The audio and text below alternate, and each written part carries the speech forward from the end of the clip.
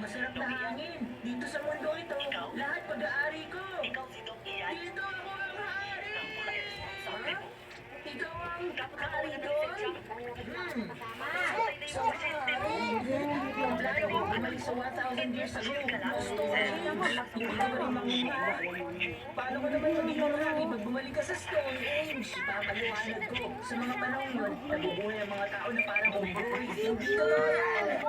Na-invento nila yan. Yung mga bagay na katulad ng flashlight, sasakyan at aeroplano, hindi pa nila alam yan. Mag-isip ka. Bumalik ako sa Stone Age.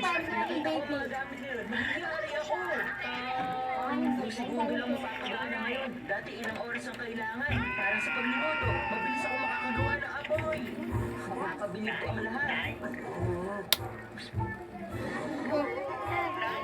Isipin pa nila kung paano kami deploy. Kasi nga, Ma, mapaganda ka na lang sa maker. kaya delikado Ring galing ka rin. sumasapit na ang gabi. Pag nandun ako, ililigtas ko sila. Sisilawin ko ang mga hackers ng flashlight.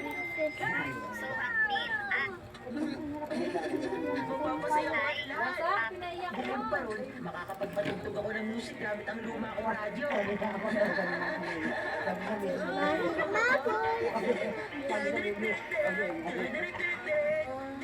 Saan mo natutunan yan? Para ako superhero nila.